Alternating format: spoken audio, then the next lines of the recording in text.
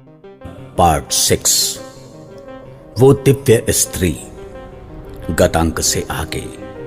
अगली सुबह अद्विक दवाइयों के लिए जड़ी बूटियां लेने गांव से रवाना हो गया था। सुरजन काका ने उसे रास्ते के लिए खाना बांधा और कहा, बेटा जितने दिन खाना चले ठीक है, फिर फल वगैरह तो मिल ही जाएंगे। अद्विक ने खाने की पोटली एक लकड़ी में बांधी और लकड़ी को कंधे पर रखा और कहा, काका 4-5 दिन में लौट आऊंगा, आप चिंता मत करना। कहकर अद्विक रवाना हो गया। रास्ते में देखा तो चंदन भी उसे विदा करने के लिए मिल गया। वो अद्विक के कंधे पर हाथ रखकर बोला, संभल कर जाना मेरे दोस्त, जल्दी ही मिलते हैं। अद्विक चंदन से गले मिलकर रवाना हो गया, पर उसके मन में रास्ते भर अनगिनत विचार चलते रहे।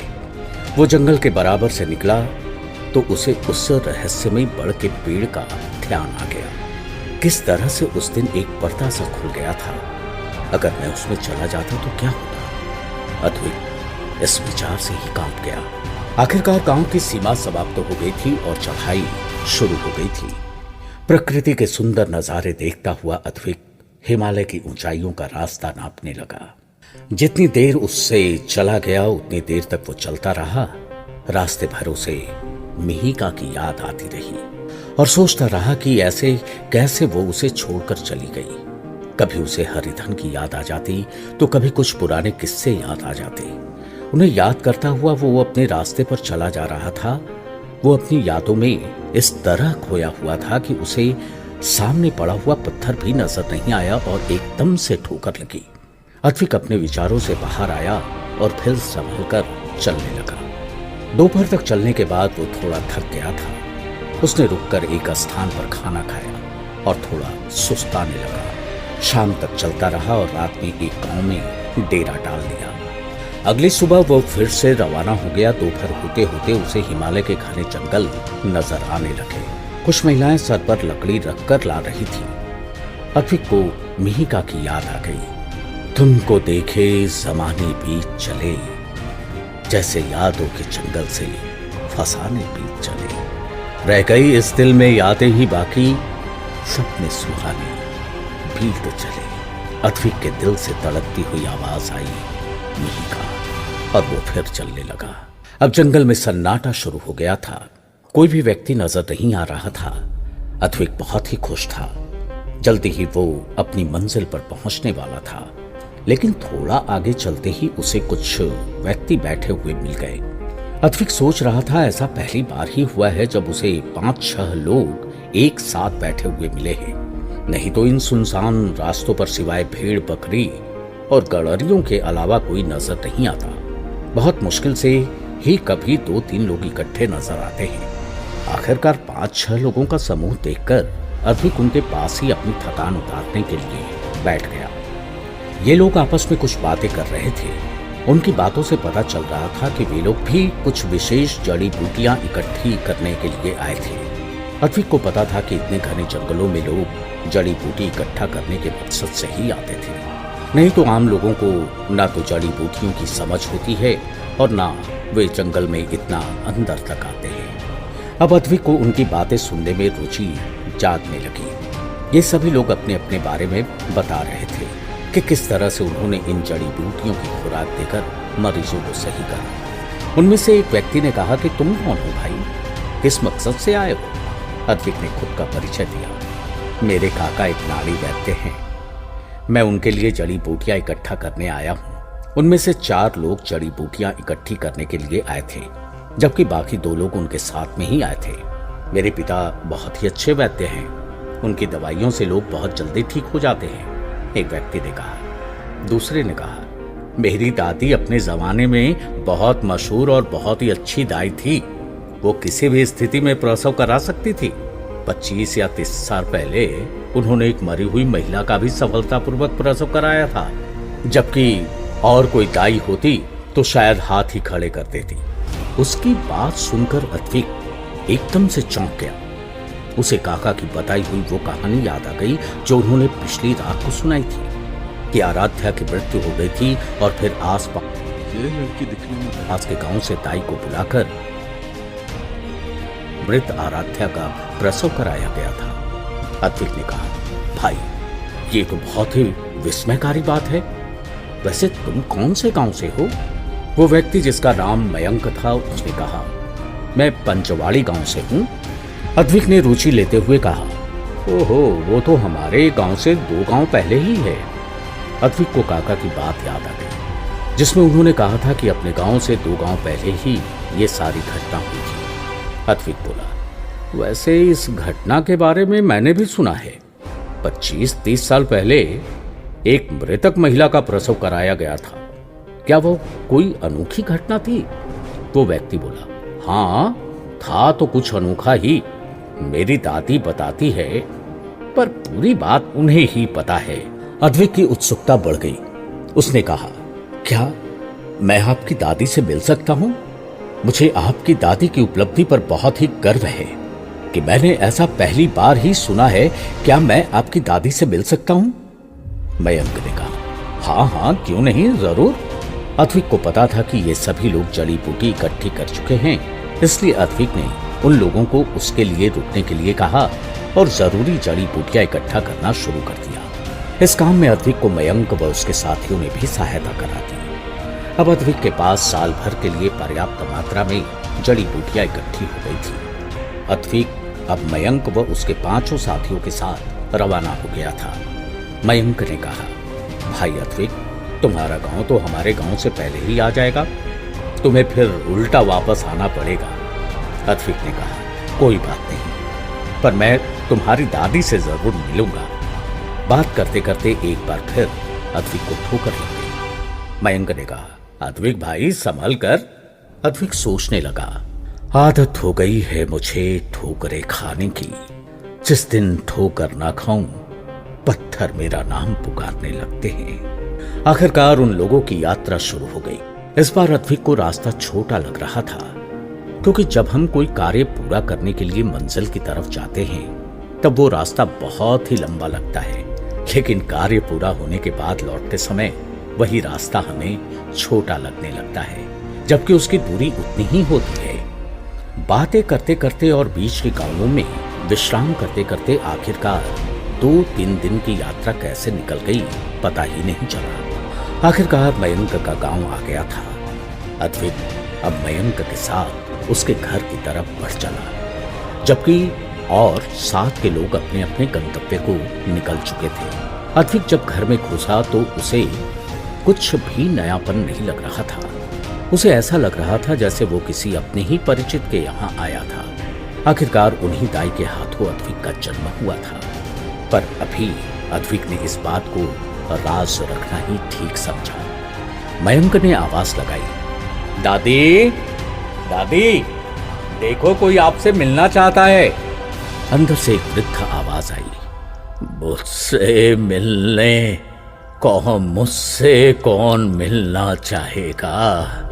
मयंक अद्विक को अंदर ले गया। मयंक की दादी ने बात शुरू की, कौन आया है मयंक? मयंक बोला, दादी ये अद्विक है, पासी के गांव में रहता है। ये भी जड़ी बूटी इकट्ठी करने आया था। मैंने जब आपके बारे में बताया कि किस प्रकार आपने एक मृतक महिला का प्रसव कराया था, तो ये बहुत ही हैरान रह गया और आपसे मिलने की इच्छा करने लगा। मयंक की दादी बोली, हाँ, उस घटना के बाद हर जगह मेरे ही चर्चे हो रहे थे, क्योंकि ये कोई छोटी बात नहीं थी। मुझे तो विश्वास ही नहीं है कि इतने सालों बाद भी लोग उस बात को नहीं भूले। अद्विक ने कहा, दादी, आखिर ऐसा क्या हुआ था जो आपको मृतक महिला का प्रसव कराना पड़ा? मयंक की दादी ने कहा, बेटा, गांव में एक ऋषिवर आए हुए थे जो कि अपने शिष्यों पर शक्तिपात कर रहे थे, किंतु किसी वजह से वो शक्ति की किरणें वहीं आराम कर रही महिला आराध्या पर जा गिरी, जिसकी वजह से उसकी मृत्यु हो गई और फिर मैंने उसका मृत्यु पश्चात प्रसव कराया था। वो बच्चा स्वस्थ हुआ था। अद्विक ने उत्सुकता से कहा, काकी, उसके बाद क्या हुआ? क्या आप वापस गांव आ गई? उस बच्चे को किसने संभाला? मयंक की दादी ने कहा, उस समय वहां कोई भी महिला नहीं थी, इसलिए उस बच्चे को संभालने के लिए मैं उस रात वहीं रुक गई थी। वैसे भी शाम बहुत गहरी हो गई थी, मेरा गांव वापस लौटना संभव नहीं था और फिर बच्चे को भी संभालना था, इसीलिए मैं उस रात को वहीं रुकी हुई थी। अद्विक ने कहा, तो वो रात आपकी कैसे गुजरी? क्या कुछ अद्भुत हुआ था उस दिन? तुम ऐसा क्यों पूछ रहे हो बेटा? कोई खास बात है क्या? अद्विक ने बात पलटते हुए कहा, नहीं नहीं दादी, ऐसा इसलिए कह रहा हूं क्योंकि जब शाम गहरी हो चुकी थी तो शव का अंतिम संस्कार तो नहीं हुआ होगा। फिर एक नवजात शिशु पास में और थोड़ी दूरी पर एक शव रखा हो तो कैसा लग रहा होगा आपको? मयंक की दादी ने कहा, नहीं, मुझे इस सबसे कोई घबराहट नहीं हुई, परंतु हां, उस रात कोई विचित्र घटना अवश्य हुई थी। अद्विक ने अनजान बनते हुए कहा, और वो विचित्र घटना क्या थी दादी? मयंक की दादी ने कहा, बेटा, वे ऋषिवर बहुत ही दुखी थे। तभी अचानक से रात को उनके शिविर में से बात करने की आवाज आ रही थी। अब क्योंकि वो छोटा सा बच्चा बहुत रो रहा था, इसलिए मैं सो नहीं सकी, इसलिए ऋषिवर के शिविर में से आती हुई आवाजें मुझे साफ सुनाई दे रही थी। वहां कुछ रोशनी भी दिखाई पड़ रही थी। अद्विक ने कहा, अच्छा, रोशनी हो रही थी? और क्या बातें हो रही थी वहां पर जो आपको वो घटना अद्भुत लगी? मयंक की दादी ने कहा, बेटा, ये सारी घटना इस महिला की वजह से हुई। वो कोई दिव्य महिला थी जो कि अपने दर्पण में देखकर श्रृंगार कर रही थी। उसके दर्पण की चमक इतनी ज्यादा थी कि उसकी चमक के प्रभाव से ऋषि के शक्तिपात की किरणें मुड़ गई थी। इसी वजह से यह हादसा हो गया। अद्विक को याद आया, काका ने भी यही कहा था कि अचानक से कोई प्रकाश आया और शक्तिपात की किरणें मुड़ गईं। अद्विक सोचने लगा, ओह, तो ये कारण था। उसने कहा, दादी, कौन थी वो महिला? मयंक की दादी ने कहा, बेटा, यही तो मैं नहीं जानती, पर शिविर में से जिस प्रकार से रोशनी आ रही थी उससे ऐसा लग रहा था कि वो कोई दिव्य महिला थी। और तुम ये सोचो कि उसके दर्पण में कितनी शक्ति होगी कि उसने ऋषि के तेज को ही मोड़ दिया। अद्विक को अपने काका की वो बात याद आ गई कि उसके पिता विकेश के घर में कोई दिव्य महिला आती थी जो कि रात को उसे संभालती थी।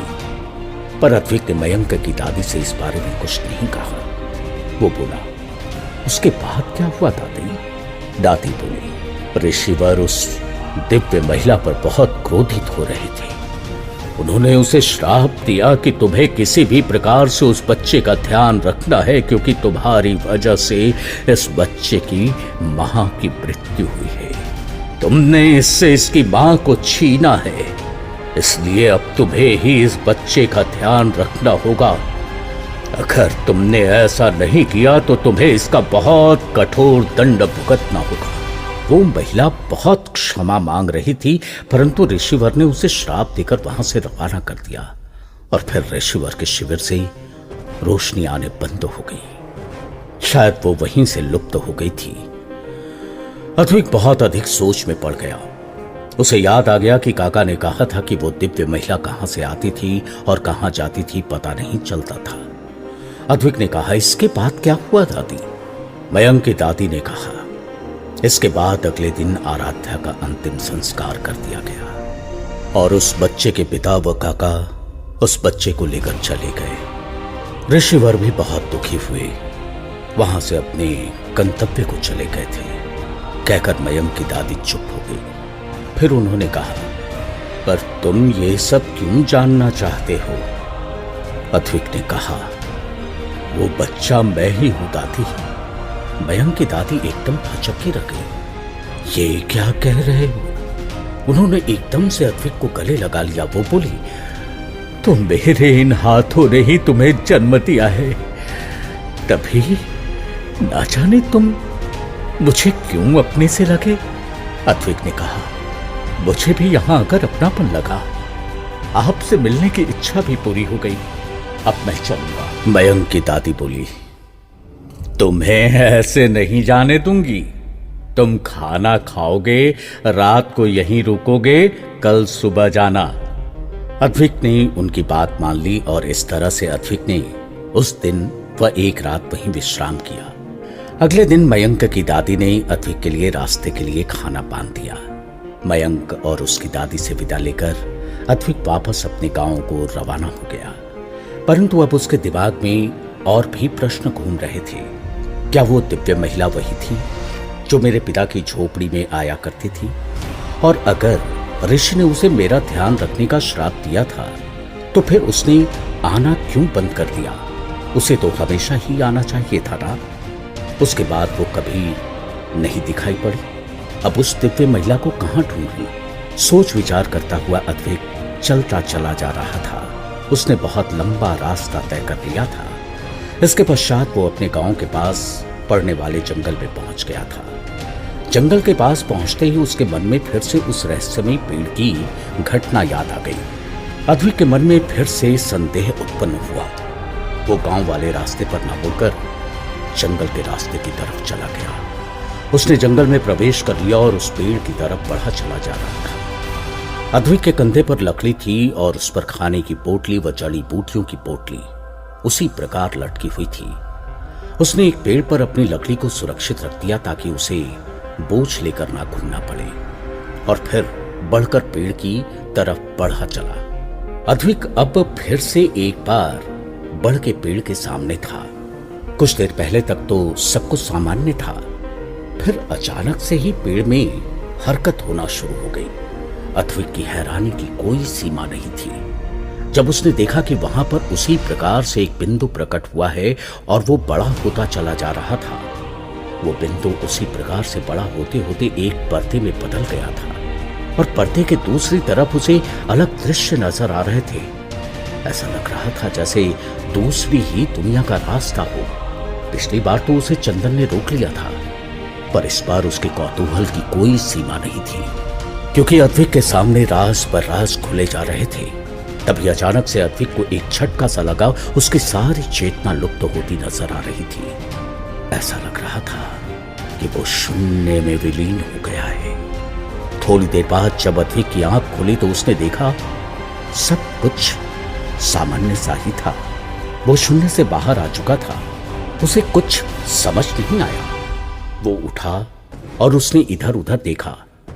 उसे कुछ भी अलग महसूस नहीं हुआ। वो वापस पलटकर गांव को जाने लगा। जाने से पहले वो उस पेड़ तक गया जहां पर उसने अपनी दवाइयों की पोटली टांगी थी। अद्विक देखकर हैरान रह गया कि उस पेड़ पर वो पोटली नहीं थी। उसने अपना सिर पकड़ लिया। उफ, मैं 7 दिन की यात्रा करके तो दवाइयां लाया था। अब काका को क्या जवाब दूंगा? 2 दिन बाद फिर से जाना पड़ेगा। आखिरकार वो गांव की तरफ रवाना हो गया, पर पता नहीं क्यों ये दृश्य उसे कुछ बदला हुआ नजर आ रहा था। जैसे ही वो अपने घर की तरफ रवाना हुआ, रास्ते में ही उसे गांव के लोग नजर आए, पर अब वो उन्हें पहचान नहीं पा रहा था। सिर्फ एक जानी पहचानी आकृति उसे दिखाई दी। अद्विक ने उसे गौर से देखा तो उसके होश हो गए। उसने देखा कि ये तो मिहिका है। मिहिका को देखकर अद्विक के होश उड़ चुके थे। एक पल को अद्विक को यह एहसास हुआ कि क्या वो मर चुका है। वो मर के किसी दूसरे लोक में पहुंच चुका है, इसीलिए उसे मिहिका दिखाई दे रही है, या उसे सच में मिहिका ही दिखाई दे रही है। क्रमशः सिर्फ और सिर्फ ट्रेंड टॉप स्टोरीज पे सब्सक्राइब करना ना भूलें और हिट द बेल आइकॉन।